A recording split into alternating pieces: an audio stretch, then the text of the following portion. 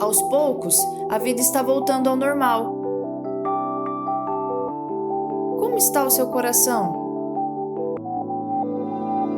Como estão seus relacionamentos? Como está a sua espiritualidade? Temos pela frente o desafio de confiarmos mais em Deus e realmente crer na sua palavra, caminhando mais próximo uns dos outros e desejando saber mais o que Ele tem para nós.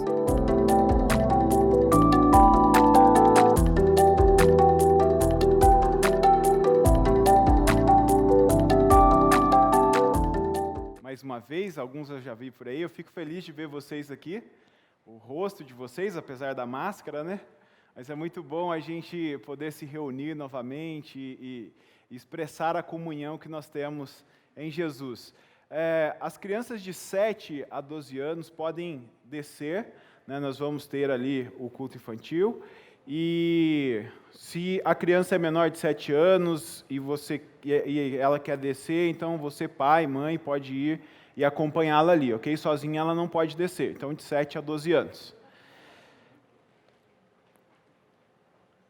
Todo esse mês de novembro nós temos conversado, temos falado sobre construções emocionais. Nós temos falado sobre esse assunto que é tão relevante no nosso tempo. E o fato é que nós sabemos que muitas pessoas do nosso tempo, muitas pessoas com as quais nós convivemos, conhecemos, amamos, estão doentes emocionalmente. Não estou falando só de pessoas que não conhecem a Jesus, mas pessoas que conhecem a Jesus.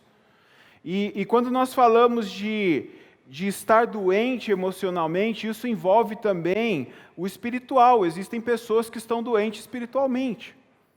Agora, a mesma coisa nós podemos dizer também dos relacionamentos. O que mais tem na nossa sociedade hoje são relacionamentos doentios.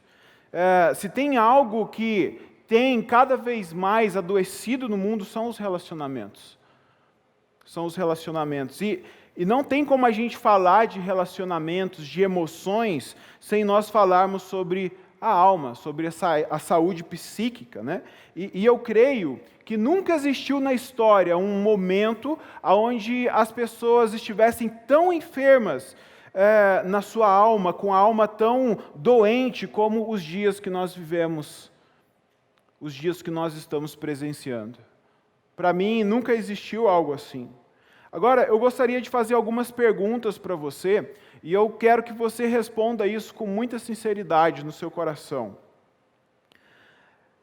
Para onde você vai quando você está cansado?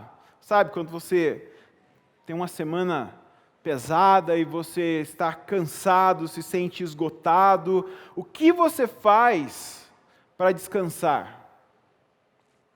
Como que você faz no seu momento de descanso? Para onde você vai quando você está cansado emocionalmente, quando não é um cansaço físico, mas é a sua mente que está cansada, esgotada, quando a sua alma está abatida? Para onde você vai? O que você faz? E quando o medo abate o seu coração? Se tem uma coisa que suga as nossas energias, é o medo. Não sei se você já passou por isso, mas se você passa por uma situação de medo, às vezes a gente pensa no medo e a gente lembra do bicho-papão, né? Uma coisa assustadora. Mas o medo muitas vezes é a incerteza do futuro, a incerteza do que virá, e às vezes a gente fica muito ansioso, com muito medo, e isso cansa a nossa alma. E aí eu te pergunto, e responda sinceramente, o que você faz quando o medo assola a sua alma, quando pensamentos de insegurança, de incerteza querem dominar a sua mente? Normalmente, e eu falo por mim também, quando a gente está cansado, esgotado, quando a gente se sente pressionado, tensos por causa do trabalho, do dia a dia, das situações do cotidiano, o nosso desejo é fazer o quê? Se retirar. Não é à toa que as pessoas brincam por aí, você está cansado, está estressado, vai pescar, que você vai ficar relaxar, né? Fica ali paradinho com a varinha ali esperando o peixe vir, ou fica mais estressado, né? Mas o fato é que normalmente quando nós estamos cansados, a gente quer se retirar, a gente quer descanso, a gente procura um alívio para a nossa mente. Eu particularmente gosto de ir para um lugar onde é muito silêncio, né? O lugar que eu mais vou, talvez o meu sogro e a minha sogra estejam assistindo agora a gente aí, eu vou pro sítio que eles têm ali, é um lugar bem gostoso, no meio do mato, só tem barulho de passarinho, de noite, de sapo, grilo, e eu gosto disso, isso me faz descansar, né? Eu olho para a natureza, eu contemplo o que Deus fez, e isso me traz descanso, me traz alívio, né, para a minha alma. Agora, muitas vezes a gente tenta resolver esse problema ficando sozinho, assistindo alguma coisa, né? A gente tenta distrair a nossa mente, viajar com a família, ter um tempo de lazer, enfim, nós queremos fazer alguma coisa que traga alívio para a nossa alma, para a nossa mente, tire a nossa cabeça dos problemas. Agora, quando a gente faz essa mesma pergunta em relação a Jesus, quando nós olhamos para os evangelhos e nos perguntamos o que Jesus fazia quando ele se sentia cansado, abatido, ou quando a alma dele estava perturbada, a resposta é diferente. Se você ler atentamente os evangelhos, você vai ver que Jesus também se retirava algumas vezes, que ele também se cansava, algumas vezes ele teve que dormir de cansaço, mas ele não se retirava para um entretenimento. Jesus não ia assistir uma série para relaxar a cabeça dele, ele não ia no cinema para se sentir aliviado. O que Jesus fazia era se retirar para ter intimidade com o Pai. Ele se retirava para ter intimidade com o Pai. Ele procurava ficar sozinho para ter tempo na presença do Pai.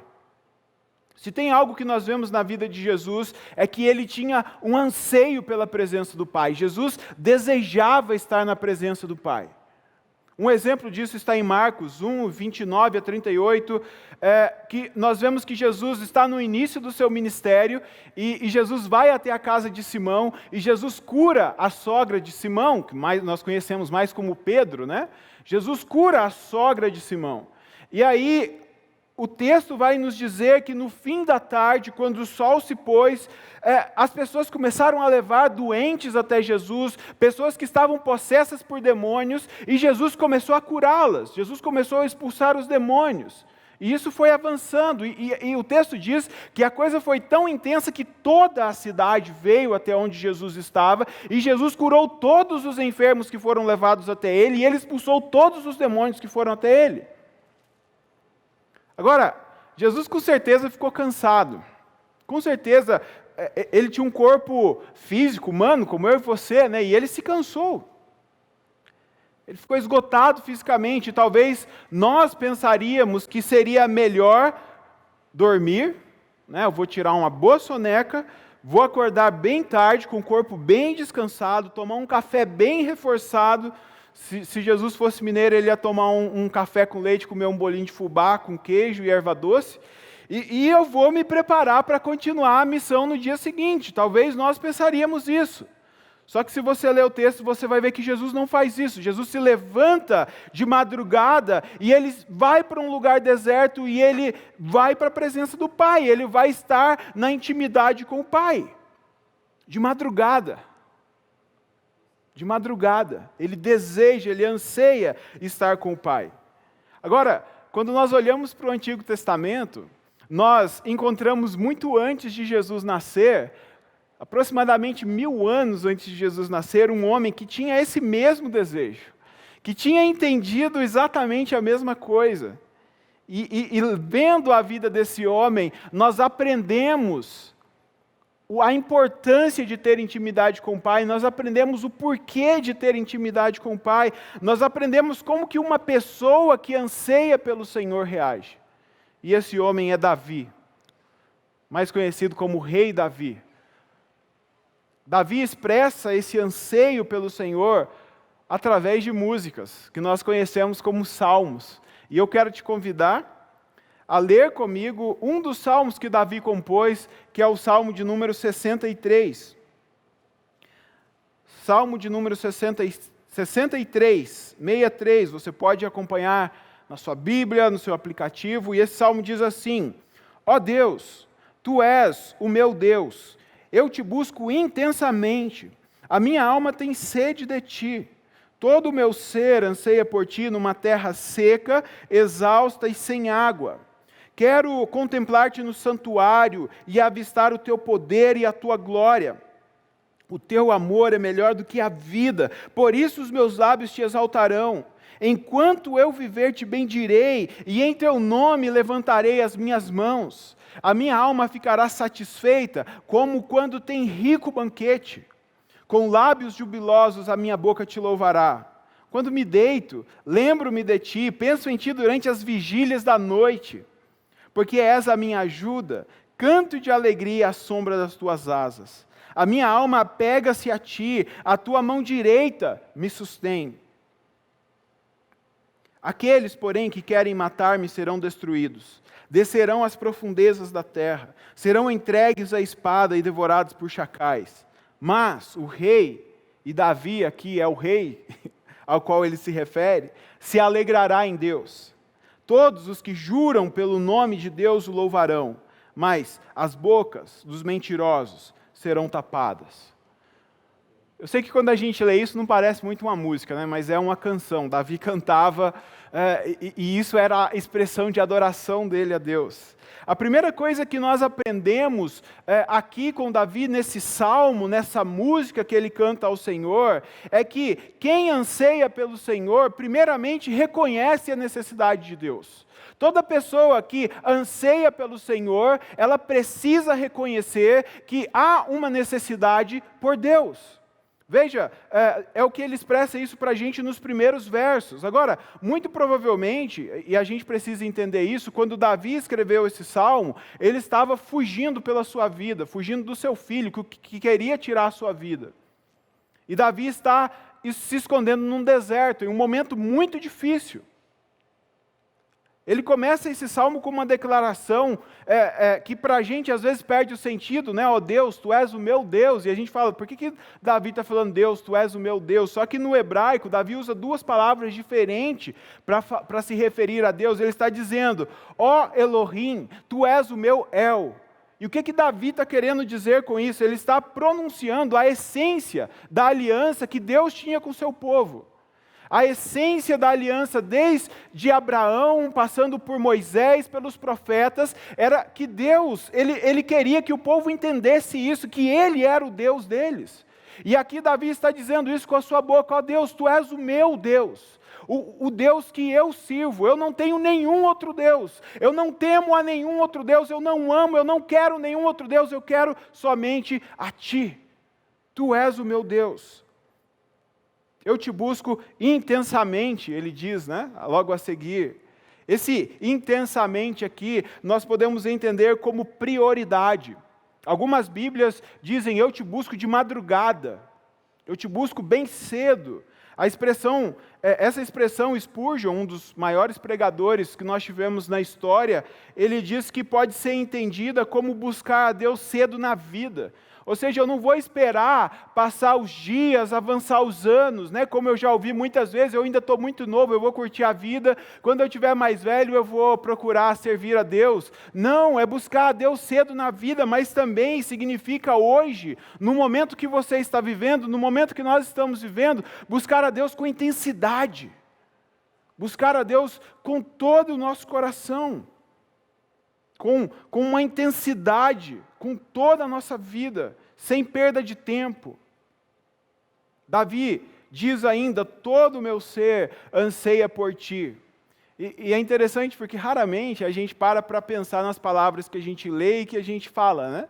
O que significa essa palavra? Eu mesmo, às vezes eu estou pensando alguma coisa, eu falo uma determinada palavra, eu falo, nossa, que palavra estranha, o que significa essa palavra? E às vezes é uma palavra que a gente fala todo dia. E essa palavra anseio, que a gente fala tanto, a gente canta tanto, às vezes a gente não sabe o que significa. A palavra anseio significa definhar, desfalecer, adoecer, murchar. Você já tinha parado para pensar nisso? E a gente canta isso, né? Desejar algo ansiosamente, então,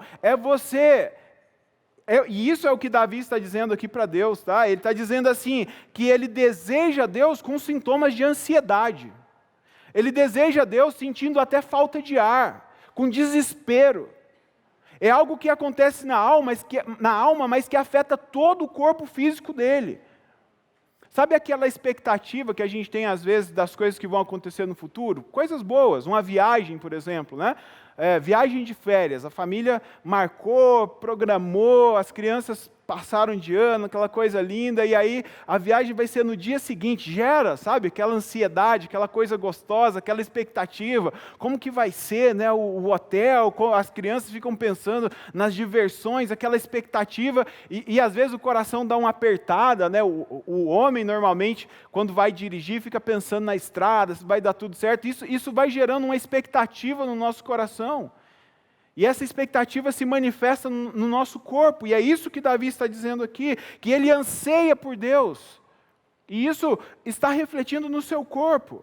Esse é o sentimento que Davi está expressando por Deus, um anseio por Deus. Não é um sentimento apenas de querer Deus, não é um sentimento de dizer, Deus, eu quero você, não é só isso.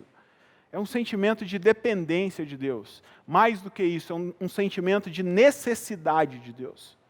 Necessidade. Davi reconhecia que ele precisava de Deus. E ele ilustra esse anseio por Deus com a figura de alguém sedento no deserto. Ele estava em um deserto, e para alguém que está num deserto, isso é bem óbvio, né? Sentir o que é a sede, a falta de água.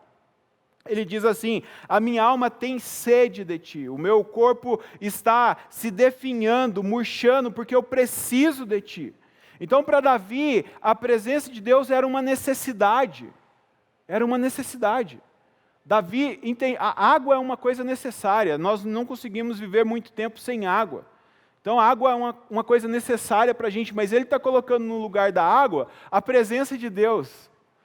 Percebe? Davi anseia pela presença de Deus, porque ele tem necessidade de Deus.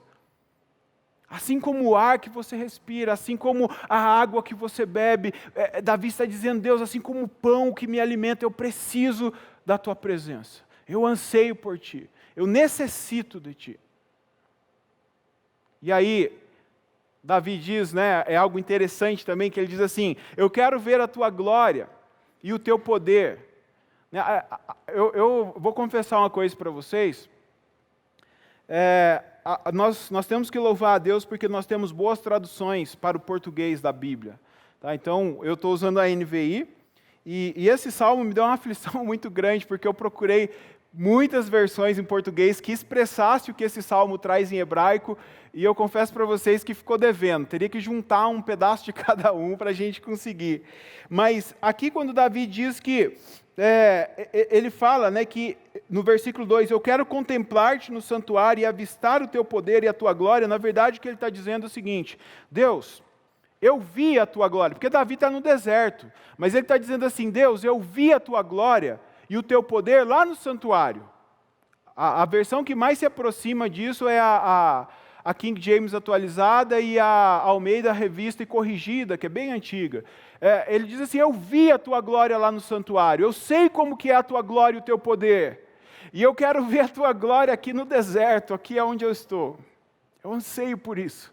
Só que isso é uma loucura, sabe por quê? No tempo de Davi, a glória de Deus se manifestava só lá no santuário, só lá no tabernáculo, né, que era uma tenda armada lá em Jerusalém, onde ficava a Arca da Aliança, onde eram oferecidos os sacrifícios, onde o povo de Deus ia para cultuar a Deus. Então a presença de Deus se manifestava ali, era o comum.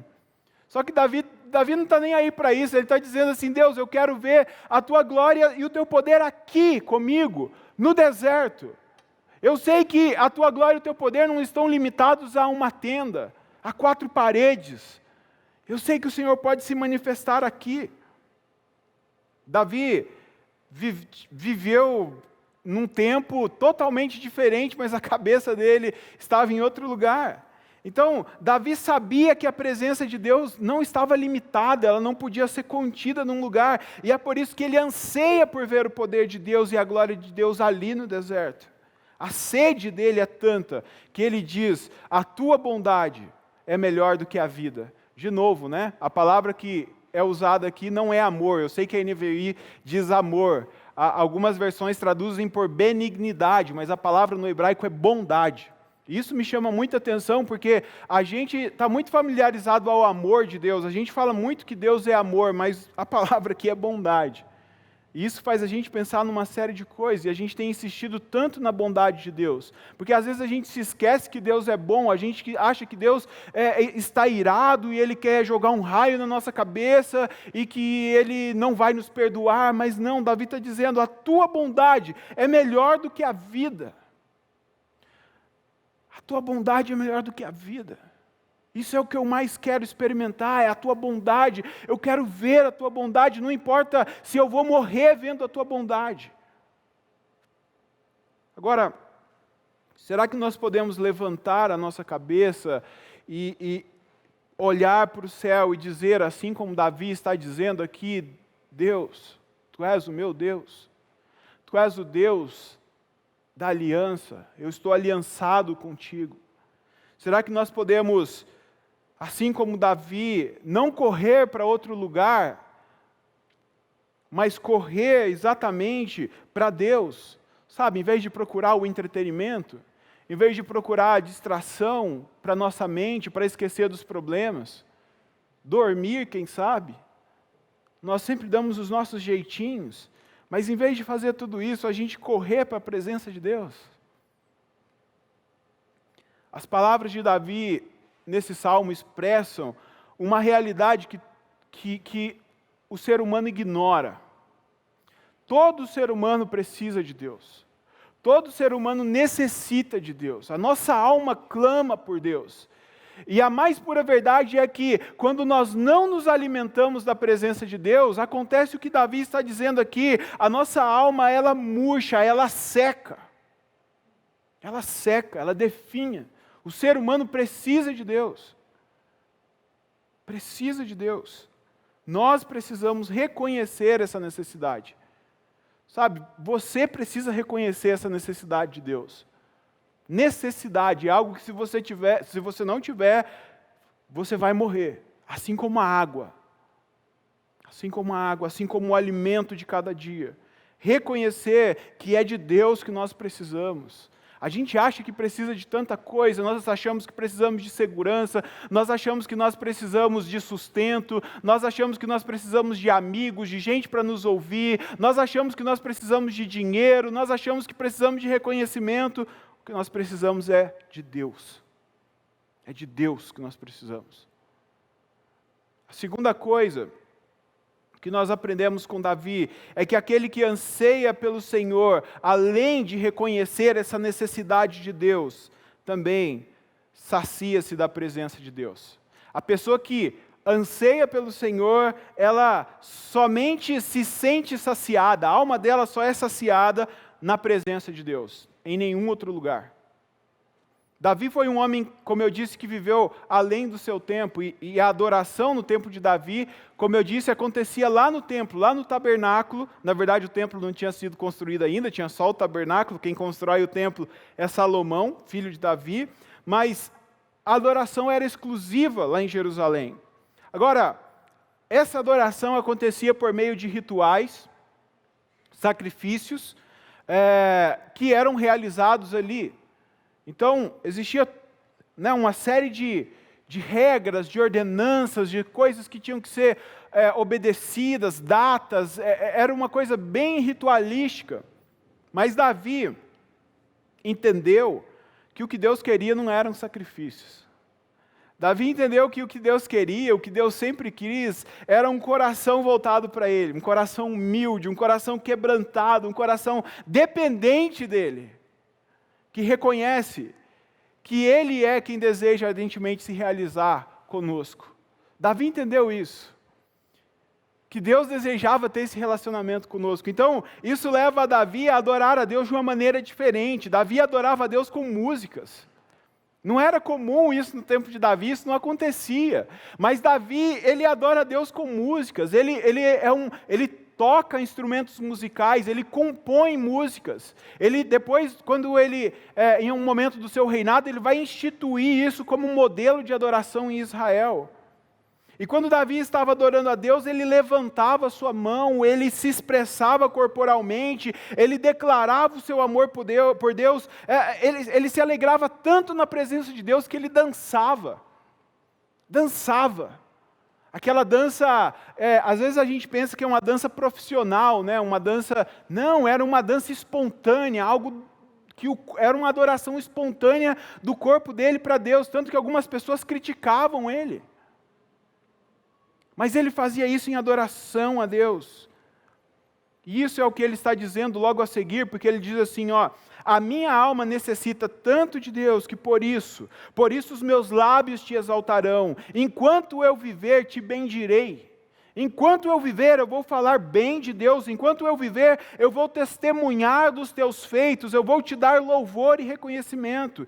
E aí ele diz assim, em teu nome eu levantarei as minhas mãos. Em teu nome, isso é expressão de adoração. É isso que Davi sentia, que o motivava. A alma dele, ele sentia que a alma dele estava tão necessitada de Deus, que ele precisava adorar a Deus.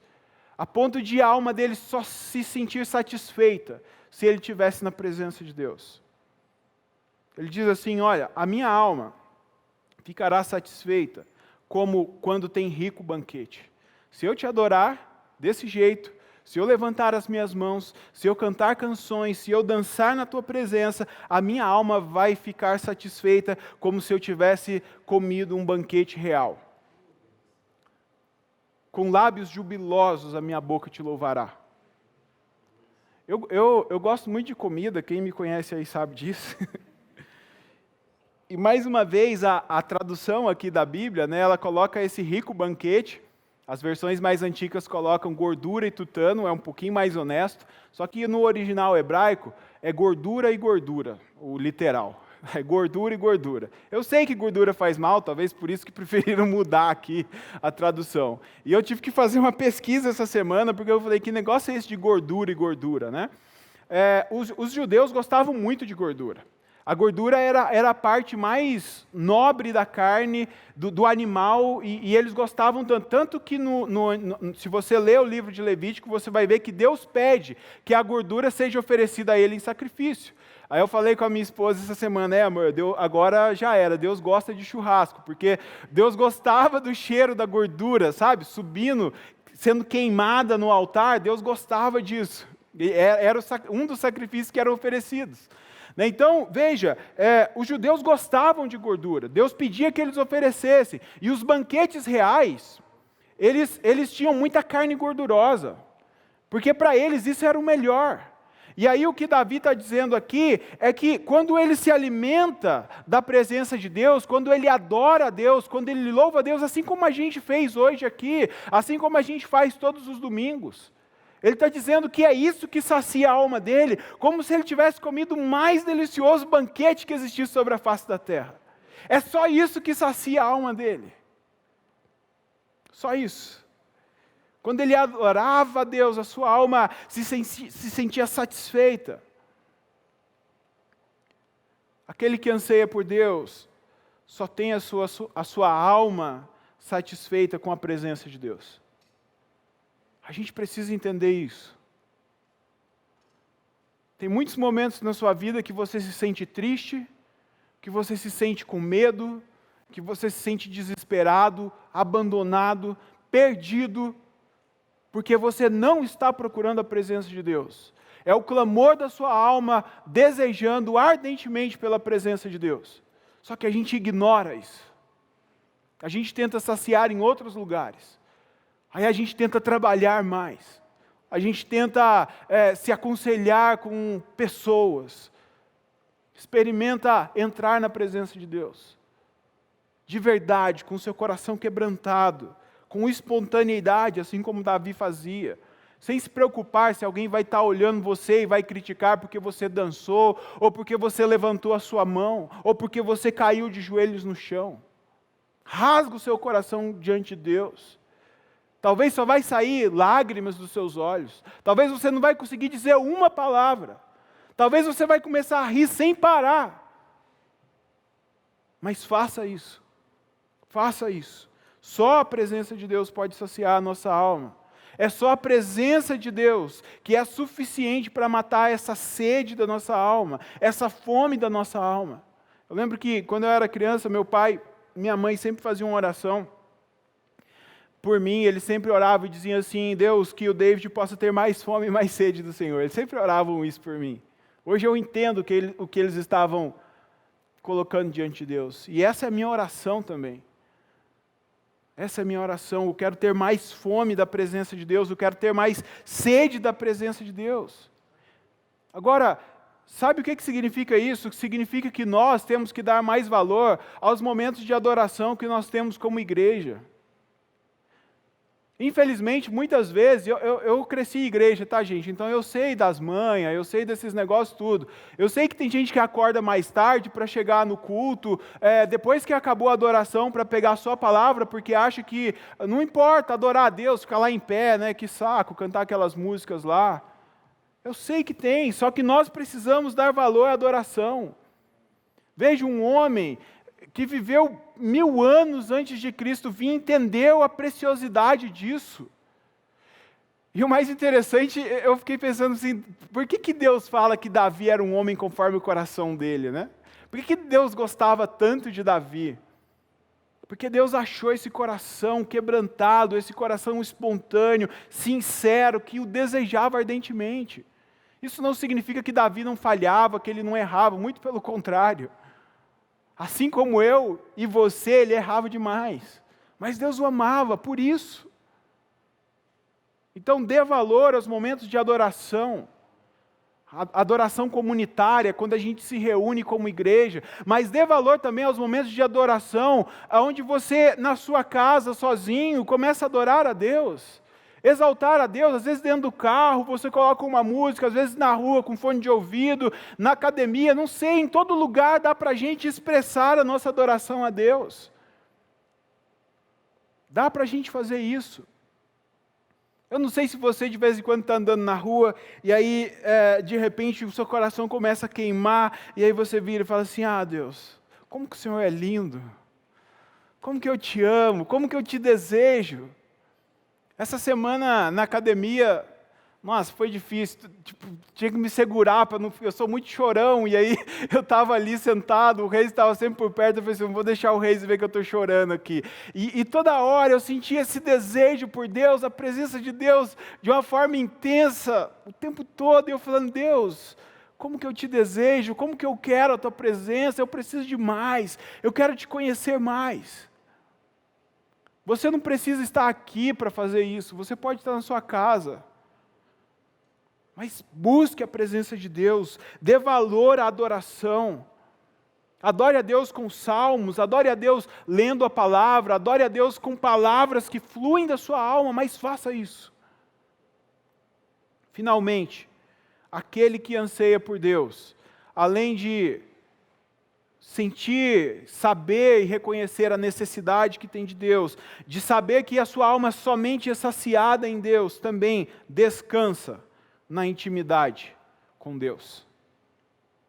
Descansa na intimidade com Deus. Veja, Davi diz assim no restante do Salmo: quando me deito, lembro-me de ti, penso em ti durante as vigílias da noite, porque és a minha ajuda. Canto de alegria à sombra das tuas asas. A minha alma apega-se a ti, a tua mão direita me sustém. Aqueles, porém, que querem matar-me serão destruídos, descerão às profundezas da terra, serão entregues à espada e devorados por chacais. Mas o rei se alegrará em Deus. Todos os que juram pelo nome de Deus o louvarão, mas a boca dos mentirosos será tapada. Mesmo durante a noite, quando haviam perigos, Davi tinha Deus na sua mente. Era em Deus que ele estava pensando. Davi foi um guerreiro, né? Um rei. Naquele tempo era muito comum que o rei tivesse inimigos. E Davi tinha muitos inimigos porque ele, em obediência a Deus, ele expulsou muitos dos inimigos de Deus, que Deus havia ordenado para o povo lá no começo, lá quando você lê o Pentateuco, você vai ver que Deus diz, né, que aquele povo tinha que ser expulso dali, aquela terra Deus estava dando para os filhos de Israel. Só que o povo de Israel não obedeceu a Deus. E Davi, ele começou a fazer isso, ele começou a expulsar, a derrubar os altares aos outros deuses, ele começou a colocar a adoração a Deus em primeiro lugar, e aí por isso ele tinha muitos inimigos. E nesse momento que ele está escrevendo o Salmo, ele está enfrentando um problema familiar, o seu próprio filho quer tirar a sua vida. Então a noite para Davi é um momento que ele tinha que ficar com medo, mas não, ele está dizendo, a minha mente está em ti, eu estou pensando no Senhor. Agora, sabe o que mais me chama a atenção nesse salmo, nessa parte desse salmo, é quando ele diz assim, a minha alma pega-se a ti. A minha alma pega-se a ti. Em meio a todos os perigos, aos inimigos, aos riscos, a minha alma apega-se a ti. E a palavra que é usada aqui, esse verbo apegar, é a mesma palavra usada lá em Gênesis 2:24, que diz que o homem tem que deixar o seu pai e a sua mãe e se unir ou se apegar à sua mulher. Isso fala de relacionamento, fala de intimidade. Essa é uma expressão de intimidade que Davi está dizendo, a minha alma se une a ti, a minha alma se apega a ti. E é essa intimidade que Davi tinha com Deus, que ele ansiava, que ele cultivava com Deus. Era o que fazia ele descansar em Deus. Descansar na intimidade com Deus. Parece loucura, mas é. Você tem tanta intimidade com Deus, você tem tanta convicção de que Deus te ama, de que Ele te quer, de que Ele te deseja, que Ele gosta de ouvir a sua voz, que Ele gosta de ver você ali na presença dEle, que você descansa. Você não se preocupa com o Covid, você não se preocupa. Eu sei que parece que é um descuido, tá? Mas não é. Você não se torna um irresponsável, mas você descansa, o medo não domina o seu coração. As situações não te amedrontam. Porque você descansa na intimidade com Deus. E é essa intimidade que leva Davi a crer que a mão de Deus o sustenta. Eu consigo imaginar, porque Davi está usando uma linguagem de intimidade aqui, né? O homem, ele deixa o seu pai e a sua mãe, ele toma a sua esposa, ele se une à sua esposa, e ele vai viver a sua vida. E aí eu fico imaginando Davi, na cena dele, eu não sei se era isso que estava passando, é a minha imaginação, tá? Mas eu imagino que Davi imagina o próprio Deus segurando a sua mão e o levando. E é esse Deus que está segurando a sua mão, que o sustenta, que o guarda, que o livra e o protege, como um esposo que ama a sua esposa e vai fazer de tudo para protegê-la, que tem intimidade com ela e vai dar até a sua própria vida para protegê-la. Agora, Davi viveu aproximadamente 1000 anos antes de Jesus nascer, como eu disse aqui. Em uma época que o povo de Deus se relacionava com Deus através de rituais religiosos, através de sacrifícios, quando o acesso à presença de Deus era restrito, era limitado. Mas Davi tinha um anseio tão grande por Deus, ele desejava tanto por Deus, que isso permitiu que ele tivesse intimidade com Deus. Intimidade com Deus. Agora, e nós que conhecemos o Deus encarnado? E você que sabe que Deus se encarnou, que o Verbo se encarnou, e nós que conhecemos a Jesus, que sabemos de tudo que Jesus fez. Hebreus 10:19 diz que nós temos plena confiança para entrar na presença de Deus, por causa do sangue de Jesus que nos limpa de todo pecado. Você tem o caminho aberto para entrar na presença de Deus, para ter intimidade com Deus. Você tem. Jesus, por meio do seu sacrifício na cruz, abriu esse caminho para mim e para você. Ele abriu o caminho para que nós pudéssemos ter intimidade com o Pai. Por isso, nós devemos nos aproximar de Deus com um coração sincero, com um coração desejoso, cheio de confiança. Não existe mais culpa. Não existe mais pecado. Sabe, aqueles pensamentos de acusação, mas você vai chegar até Deus, mas você não merece, você é um pecador. Não tem mais isso. Jesus já pagou o preço, Ele abriu o caminho. Você pode ir com confiança até a presença dEle, Ele não vai te rejeitar. Ele não vai te rejeitar. Nada mais pode nos separar da intimidade com Deus. Você que está cansado, você que está esgotado fisicamente, emocionalmente, você que está com sua alma abatida, você que sente insegurança no seu interior, é da presença de Deus que você precisa. Se os seus relacionamentos estão indo de mal a pior, se você acha que a culpa é sua ou é do outro, independentemente disso, é da presença de Deus que você precisa. Você que se sente fraco espiritualmente, eu sei que esse tempo que nós estamos vivendo fez isso com muita gente. Talvez você está aí na sua casa e você se sente fraco, desanimado, você não sente mais a presença de Deus, sem ânimo, sem forças para buscar a Deus. É da presença de Deus que você precisa de intimidade com Deus. Deus me fez uma pergunta na segunda que me arrebentou.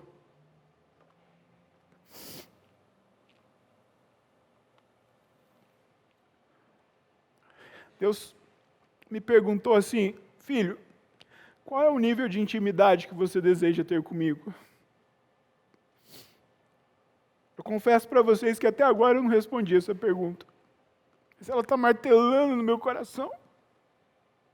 Porque eu quero muito de Deus. Eu quero andar com Ele o tempo todo. Eu quero, sabe, tudo que a Bíblia fala, que Moisés viu a Deus e o face a face, eu quero isso, sabe? Eu quero ouvir a voz de Deus me chamando na madrugada. Eu quero andar tanto com Deus que eu quero ficar mais parecido com Ele. Eu quero que as pessoas me confundam. Deus, como que eu te desejo. E eu te pergunto, qual que é o nível de intimidade que você quer ter com Deus? Qual que é o nível de intimidade que você quer ter com Deus? Porque o caminho já está aberto. O Pai está de braços abertos te dizendo: vem, eu quero te abraçar. Eu quero que você conheça mais da minha presença, mais da minha glória, mais do meu poder. Eu não estou limitado a 4 paredes. Vem, o banquete já está servido. O banquete já está servido. Qual é o nível de anseio que a sua alma sente por Deus? Qual é o tamanho da sede por Deus que está no seu coração? Só tem uma forma da gente responder isso, e é em adoração a Deus. Eu quero chamar a equipe de música aqui em cima para a gente adorar a Deus. Porque nós precisamos responder isso com adoração. Feche seus olhos. Abra seu coração diante de Deus agora. Eu não sei o que te impede de oferecer uma adoração sincera a Deus. Mas você precisa deixar isso de lado e você precisa entrar na presença com o seu coração quebrantado, aberto. Deus, a Tua presença vale mais do que a vida. A Tua bondade vale mais do que a vida. Te conhecer é o maior privilégio que um ser humano pode ter. Ouvir a Tua doce voz é a coisa mais preciosa que pode acontecer conosco. Ter o Teu Santo Espírito habitando dentro de nós, como que isso é bom.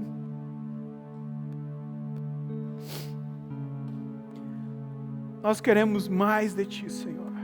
Nós queremos mais de Ti, mais da Tua presença. Nós queremos mais do Senhor, nós desejamos por mais de Ti. Que a Tua glória brilhe forte, Senhor, que a Tua glória e o Teu poder brilhe cada vez mais forte, e que todo medo de entrar na Tua presença caia por terra agora, no nome de Jesus. Toda vergonha caia por terra agora, no nome de Jesus. Deus, toda barreira, tudo aquilo que impede o teu povo de te adorar, de te buscar, de entrar na tua presença e experimentar desse banquete que o Senhor tem preparado para nós, que isso caia por terra em nome de Jesus, em nome de Jesus. Incendeia o nosso coração, aumenta a sede, aumenta a fome pela tua presença no coração do teu povo, em nome de Jesus, Pai. Vem, Senhor, nós queremos mais de ti. Enche este lugar, enche a vida de cada pessoa que está na sua casa agora nos acompanhando. Derrama da tua glória agora na vida de cada um, em nome de Jesus. Em nome de Jesus. Amém, Senhor.